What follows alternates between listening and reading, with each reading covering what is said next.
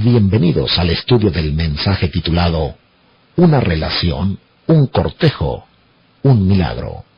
Los judíos no creyeron que Jesucristo, el niño de Belén, era el Mesías prometido. Dios puede tardar en el cumplimiento de su promesa, pero lo que promete siempre lo cumple, pero en su tiempo.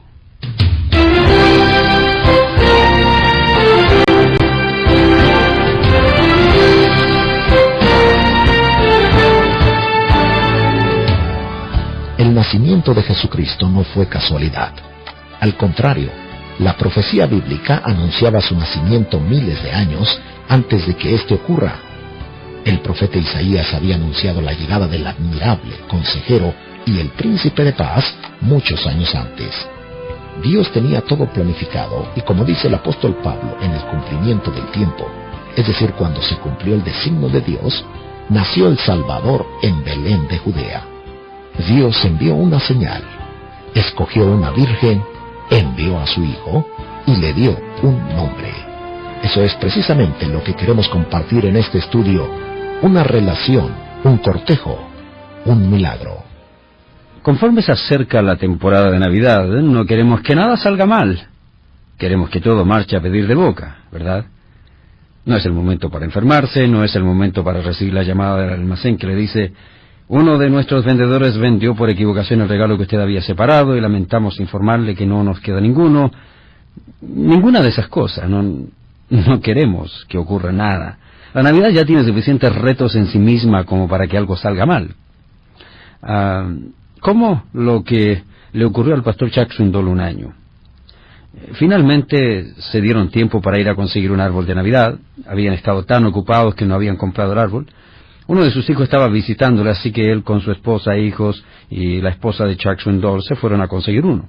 Hallaron uno que les pareció perfecto, incluso venía con su propia base, así que no tenían que darse la molestia de recortarlo, colocarle una base, tornillos, etc. Era perfecto, lo compraron, lo llevaron a la casa, llenaron la base con agua, empezaron a decorarlo, sacaron de la cochera las luces, los ornamentos que habían ido acumulando poco a poco en varias décadas, colocaron la serie de luces, las estrellas en la punta y todo estaba perfecto.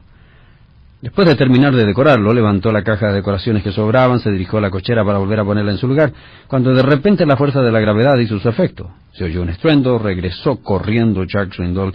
Había agua por todo el piso, los ornamentos tan preciados que habían acumulado por tanto tiempo estaban regados, hechos pedazos, y algunas de las series de luces brillaban y centelleaban, y su hijo tuvo la suficiente presencia de ánimo como para desconectar el cordón eléctrico, y se quedaron contemplando el árbol de Navidad, que ya no estaba en posición vertical sino horizontal. Era ya casi la medianoche, y dice Chuck Swindoll que estaba pensando: nadie va a querer volver a decorar ese árbol. Sin embargo, pues puede adivinar quién lo hizo: su esposa. Dice Chuck que se fue a su estudio, diciendo: en realidad tengo algunas cosas que terminar, y su hijo y su familia se fueron a su casa. Eran casi la 1 de la mañana cuando su esposa terminó de volver a colocar las cosas en su lugar. Yo creo que todos hemos tenido algunos incidentes como aquello. En nuestro caso también, mi esposa Nancy y yo, en algún momento después de haber terminado de decorar todo el árbol de Navidad, también ocurrió exactamente lo mismo. La base no era muy buena y cayó todo al suelo y todo se hizo pedazos, por lo menos todos los adornos, que son muy delicados y cosas que uno ha guardado con tanto cariño. Pero al acercarse la Navidad queremos que las cosas marchen viento en popa. Nadie quiere darse el trabajo de decorar 2 veces el mismo árbol de Navidad, nadie quiere que algo salga mal. En algún momento nosotros también pusimos todas las luces alrededor del techo de la casa, toda la casa muy iluminada, y de pronto un cortocircuito y se quemaron, y no sabíamos cuál era la dañada. Tremendo trabajo. Nadie quiere que ocurra eso en Navidad. Imagínese el inmenso trabajo de tener que revisar foco por foco, hasta tratar de encontrar cuál de todos está dañado, y cuando usted ha dado toda la vuelta alrededor del tejado de su casa, es increíble. Nadie quiere que ocurra aquello en Navidad, ¿cierto?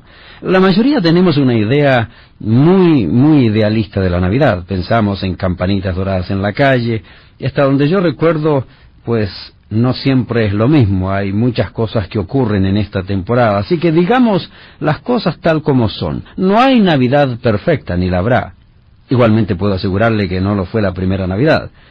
No hay Navidad perfecta, a veces se olvida de un regalo, se olvidó de mandar unas tarjetas, algo pasó, la comida se le quemó, algo pasa. Igualmente de imperfecta fue la primera Navidad. Fue en realidad un caos, si pensamos seriamente. En verdad fue tan caótica que usted jamás lo hubiera planeado de semejante manera. Aún habríamos hecho muchas cosas diferentes de cómo Dios lo hizo. Y todo empezó en Nazaret. Nazaret. Pues usted nunca hubiera elegido Nazaret. No es ahora importante ni lo era en ese entonces. Uno de los 10 mejores sitios para ir de vacaciones, por supuesto que no lo era. Era simplemente un pequeño pueblito en Galilea.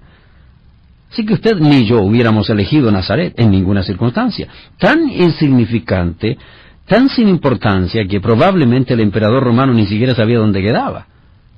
Natanael tenía razón cuando respingó la nariz y dijo con sorna, ¿de Nazaret puede salir algo bueno? Así que es increíble lo que ocurrió también en la primera Navidad. Un comentarista dice, cuando Natanael se refería a puede salir algo bueno, probablemente tenía en mente su sentido ético, porque los pobladores de Nazaret tenían fama entre sus vecinos por su irreligiosidad y por su moral suelta. Debo recordarles que allí había cuarteles militares, y hablando de eso, escuche lo que dice otro escritor con respecto a la presencia de los militares romanos allí. Dice, ser nazareno no era ningún honor. Ser nazareno era recibir el desprecio y altanería de los judíos devotos de Judea. Nazaret, en donde Jesús pasó la mayor parte de su vida, era una población brutal, violenta en un cruce de caminos. Se hallaba en la ruta principal de comercio que cruzaba el norte de Palestina. El comercio y el tráfico de caravanas era su vida y sustento. Aquí los hombres y la mercadería de todo el Medio Oriente y del Mediterráneo pasaban en caravanas incansables. Eran caravanas incesantes y ruidosas. Los comerciantes y mercaderes no solo traían sus mejores mercancías, no solo llevaban su mejor comercio, sino también llevaban sus más terribles costumbres paganas, llevaban consigo las costumbres más degradantes y profanas. Sus alforjas, por supuesto, traían joyas, también traían especias y perfumes, y entre las cosas que llevaban alfombras finas. Sus mentes eran astutas y crueles, y traían hábitos bestiales y pasiones licenciosas. La prostitución, el tráfico de esclavos y de narcóticos corrían en Nazaret como aguas servidas, volcándose sobre sus calles, contaminando sus almacenes. Interesante descripción para el lugar donde creció Jesucristo. No nos gusta oír ni ver semejante podredumbre. No nos gusta oír, ¿no es cierto? Nos gustaría oír, mejor dicho, oh pueblecito de Belén, donde nació Jesús. Pero la verdad es que no era nada del otro mundo. Nos gusta la Navidad pura, casi antiséptica. Pero fue en Nazaret. Es más, la Biblia dice que Nazaret era el lugar donde vivían José y María. ¿No le parece interesante que Dios haya escogido un lugar como Nazaret? Ni usted ni yo lo hubiéramos escogido. Ahora, hablando de José y María, en este primer capítulo de Mateo, encontramos varias expresiones que nos dejan casi perplejos en cuanto a lo que ocurrió en la relación de esta pareja de jóvenes y además lo que ocurrió en su cortejo. Naturalmente que estos detalles y estas cosas no encajan en nuestro pensamiento occidental, nuestro pensamiento moderno. No suena a un cortejo en nuestros días, porque hoy no se acostumbra a nada parecido. Así que observe por un momento lo que dice la Escritura en el primer libro del Nuevo Testamento, en Mateo capítulo 1, versículo 18. Dice, el nacimiento de Jesucristo fue así, estando desposada María, su madre, con José. ¿Ha estado alguna vez desposado o desposada, amable oyente? ¿Conoce a alguien que haya estado desposado? Bueno, ni siquiera se usa la palabra en forma común, para decir la verdad. Tal vez usted diga, probablemente era algo así como el compromiso. No estaban todavía casados, pero sí comprometidos para casarse. Pero observe lo que dice el siguiente versículo, entonces nos deja un poco sorprendido. Desposados, y luego en el versículo 19 dice, José su marido. Extraño, ¿no es cierto? Vaya, ¿usted piensa, no decía que todavía no estaban casados? Si estaban desposados, entonces estaban comprometidos en matrimonio. Y si estaban comprometidos en matrimonio, quiere decir que todavía no estaban casados. Y si no están casados, ¿cómo puede la Biblia referirse a José como el marido? No es el esposo, ni ella su esposa. Pero en el versículo 19 dice claramente, José su marido. Bueno, allí partimos con algo que ya nos deja perplejos, ¿verdad? Puesto que no están casados, obviamente no deberíamos tener problemas legalmente. Pero al leer un poco más adelante, vemos que un ángel visita a José y le dice, José, hijo de David, no temas recibir a María tu mujer, porque lo que en ella es engendrado del Espíritu Santo es. Así que María está encinta, aun cuando José nunca había tenido relaciones sexuales con ella. María encinta. Pero el ángel le dice, no te preocupes, porque ella está encinta, no te preocupes. Aun cuando José estaba en realidad considerando divorciarse de ella. Pero, ¿por qué necesitaba divorciarse? Si estaban nada más que comprometidos. Si el desposorio es comprometerse en matrimonio, entonces ¿por qué divorciarse? Bueno, es que estamos juzgando con nuestra mentalidad occidental. Estamos pensando de acuerdo a nuestras costumbres. Dedicamos gran parte de nuestro tiempo a hablar del niño, y así deberíamos hacerlo, pero porque él es el punto central de la historia. Pero cuando llegamos a estas experiencias o a estas vivencias, quedamos un poco con signos de interrogación. Cuando llegamos a esto de desposada, esposo, esposa, divorciarse de ella en secreto para no avergonzarla. ¿No es cierto que el asunto se complica? No es fácil figurarse esas cosas, así que necesitamos estudiar profundamente las Escrituras, necesitamos estar bien informados. Y aquí va una palabra de advertencia, porque muchas personas quieren tomar distintas partes de la Biblia en forma literal y sacar una enseñanza directa y literal y tratar de aplicarla a su propia vida o exigir que alguien cumpla algo literalmente, cuando hay cosas que tienen que ser examinadas profundamente para ver si es realmente lo que está diciendo, lo que entendemos de acuerdo a nuestra cultura, de acuerdo a nuestra manera de pensar, de acuerdo a la educación que hemos tenido, y no de acuerdo a lo que la palabra de Dios quiere informarnos.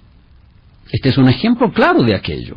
Si lo juzgamos solo con nuestra mente, tenemos una confusión, porque no encajan las palabras de estar comprometidos y a la vez ser marido y a la vez estar encinta y a la vez querer divorciarse. No encaja, ¿no es cierto?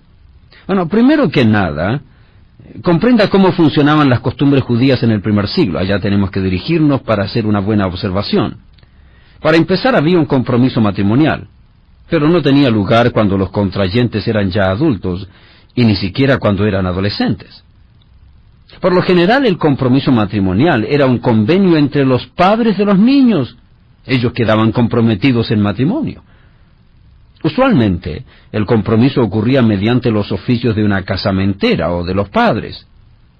Así que algún padre o madre veía a alguna niña que le gustaba como esposa para su hijo, conocía a la familia, seguramente tenía información, y entonces los padres celebraban el compromiso. Entonces esperaban hasta que la mujer tenía como 13 años y el varón como 15 años. Recuerde esto, porque esto juega un papel importante en la historia. Esperaban hasta que la mujer tenga unos 13 años y el varón unos 15. De modo que antes de que siquiera lleguen a la adolescencia, ya estaban comprometidos. Los padres firmaban entonces un documento legal, y obligatorio, era un documento legal. Es más, si el prometido moría antes de que llegara la edad de casarse, a la mujer se le conocía como una virgen viuda.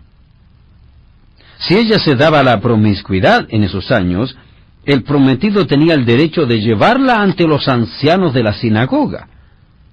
Si ella quedaba encinta, antes de tener relaciones con su prometido, quedaba encinta, tenían que apedrearla. Si lo prefería, el hombre podía sencillamente exponerla a la desgracia pública, divorciándose de ella. Si en realidad quería actuar con gracia, si quería actuar con compasión, con cariño, entonces más bien pagaba para que la mujer se fuera lejos, en secreto, y tuviera a su hijo y viviera lejos del lugar conocido. Así que habían 3 casos allí, había 3 casos que podía elegir. En cualquiera de los 3 casos la mujer quedaba cubierta de vergüenza, y las cosas naturalmente para ella se complicaban en extremo. Ese fue exactamente el escenario. Había por supuesto el matrimonio propiamente dicho, que seguía al desposorio después de 1 año. Así que precisamente en medio de todo esto, cuando las emociones corrían como inundación, cuando había confusión en la mente de José, cuando María se hallaba toda emocionada por la alegría y esperanza que albergaba en su pecho, mientras transcurría ese año del compromiso propiamente dicho, probablemente teniendo no más de 13 años, les resulta difícil creerlo, ¿cierto? Pero no más de 15 años, no podía tener más de 15 años. Muy pocas mujeres se casaban a los 15 o los 16 años. María en su adolescencia, pensando en su futuro matrimonio, pensando en la alegría de vivir tal vez con este joven carpintero por el resto de su vida, y José, un respetado artesano de Nazaret, en donde ambos se habían criado. Y precisamente en medio de todos esos planes, un día, cuando está sola, se le aparece una criatura muy especial. Se le aparece un ángel. María tenía una prima llamada Elizabeth, que vivía en la región montañosa de Judea. Ahora, Elizabeth, su prima, estaba ya entrada en años, a diferencia de María. Y de súbito Elizabeth descubre que no va a ser estéril hasta su muerte. Extraña forma. ¿Qué ocurrió? Algo sobrenatural. Va a tener un hijo. No se nos dice su edad, pero muchos consideran que ya había pasado para ella los años de tener hijos. Pero aun cuando hubiera estado todavía en esos años, ya estaba de edad avanzada. Y, gloria a Dios, descubre que va a tener un hijo, que ya está en el 6º mes de su embarazo. Su hijo será Juan, el Bautista. Así es como las cosas se van juntando.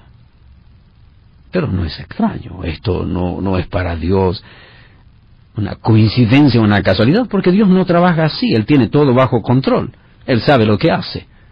Definitivamente todo estaba planificado, era el tiempo de Dios. Nosotros nos confundimos con las cosas porque para nosotros, obviamente como humanos, las cosas tienen que estar planificadas y las cosas tienen que ocurrir dentro de un tiempo, como un adolescente, como una mujer como Sara, que ya perdió la costumbre de tener un hijo. Sara era demasiado vieja para tener un hijo, Elizabeth también. María era demasiado joven. Pero era el tiempo de Dios, el tiempo planificado por Dios, que nunca se equivoca, que no usa nuestro reloj ni tiene nuestro calendario, sino que decide como Él quiere, cuando quiere, y no importa que para nosotros los humanos sea imposible, porque que es imposible para el hombre, es posible para Dios. Así que allí está Elizabeth embarazada. María, quien recibe la noticia acerca de su prima, también se alegra. Pero el ángel no está allí tan solo para decirle noticias respecto a su prima Elizabeth. También está para darle a ella una noticia, y note lo que dice Lucas capítulo 1, versículo 26. Al 6º mes, es decir, del embarazo de Elizabeth. Elizabeth ya tiene 6 meses de estar encinta. Al 6º mes, el ángel Gabriel fue enviado por Dios a una ciudad de Galilea llamada Nazaret. Capítulo 1, versículo 27. A una virgen. Recalquemos con toda claridad esta expresión. Es una virgen. Es una mujer que nunca ha tenido relaciones íntimas con un hombre. Es una virgen, así dice el versículo, que el ángel Gabriel visitó en la ciudad de Galilea, a una ciudad de Galilea llamada Nazaret, y allí encontró a una virgen. Es una mujer que nunca ha tenido relaciones sexuales. Y se la llama con este término aquí y en otros lugares. No es que solamente es una joven, tampoco que solamente una joven buena, sino que es una mujer virgen. No es una mujer que ha tenido relaciones sexuales una vez, es nunca, o tal vez con un solo hombre, sino que es una mujer que nunca ha tenido relaciones sexuales. Eso es lo que indica esta palabra, con ningún hombre. Es una virgen. En el original griego es un término muy específico y particular. Sigamos leyendo. Visitó a una virgen desposada con un varón que se llamaba José, de la casa de David, y el nombre de la virgen era María. No sabemos dónde estaba ella, tal vez limpiando su casa, tal vez dedicada a sus tareas. No tenemos mayores detalles. Tal vez estaba preparando las cosas necesarias para su hogar futuro, ayudando a sus padres. No sabemos si está sola, si no hay nadie con ella. No sabemos si está acompañada. Lo cierto es que en un momento el ángel apareció y nadie está allí para oír. Es algo completamente inesperado. Y ella está viviendo la esperanza de casarse. Como usted, estimado oyente, que está casada, puede recordar esos días, son muy emocionantes. Y María está llena de esa emoción cuando de la nada se aparece un ángel. Se nos dice incluso el nombre del ángel. Es un mensajero y le trae un mensaje que cambiará el curso de la historia. Déjeme detenerme aquí un momentito, simplemente para decirle que Dios tiene extrañas maneras de comportarse. No extraña en el sentido de que es raro para Dios o que Él actúa en forma rara, sino que para nosotros la actuación normal de Dios nos deja en la confusión. Como dicen los jóvenes chilenos, Dios nos deja marcando ocupado. Esos momentos en que aparecen signos de interrogación en nuestra mente. Tal vez es el momento en que se encuentra en este momento. No sabe qué pasa, no sabe qué hacer, está confundido. Parece que Dios se equivocó. Pero Él se mete en nuestra historia, en nuestra vida, no para hacernos daño, porque tiene un plan que cumplir. Ese plan es bueno, aunque nosotros estemos confundidos, tal vez como se encuentra en este momento. Aunque usted se encuentre confundida, querida amiga, Dios nunca está confundido. Aunque usted se encuentre en medio de la más terrible angustia y confusión, Dios no ha perdido el control. Como dice la canción de Jesús Adrián Romero, esperar en ti difícil sé que es, pero Dios está en control, Él nunca lo pierde. Hoy en Visión para Vivir